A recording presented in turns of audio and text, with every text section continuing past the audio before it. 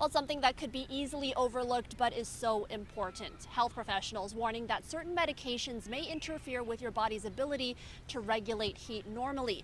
It means that on extremely hot days like today, those who are on these meds may be at higher risk of heat-related illness. It's your body's normal response to this sweltering heat. As temperatures soar to near 40 degrees with the humidex, within moments of stepping out in the sun, you'll likely be sweating. But pharmacist Kiro Mase says certain types of prescription medications can stop responses like this from happening. The most common being are what we call anticholinergics, or medications that are commonly used for overactive bladder. There's also the more commonly used are the beta blockers. A lot of patients take them. They're for heart disease, and they kind of decrease the amount of blood supply to the skin to a certain degree. According to Health Canada, any drug that has a potential to impact a person's heat perception, kidney function, and body hydration, among other things, puts them at a higher risk of heat-related illness.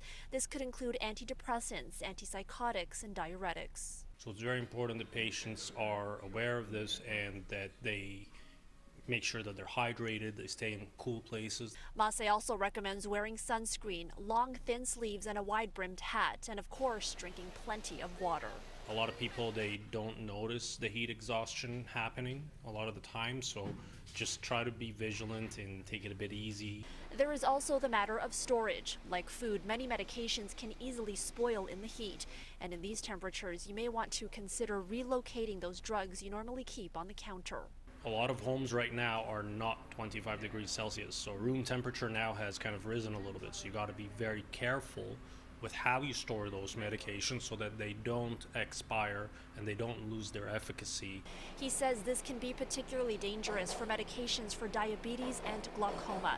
Meanwhile, advocates for the unhoused also point out the heat's detrimental impact on anti-overdose medicine commonly carried by frontline and outreach workers. Because of the heat, we actually see the efficacy of naloxone start to degrade very, very quickly. So we're constantly having to go out there and replace more. But it's also to say, is that going to be effective if somebody overdoses?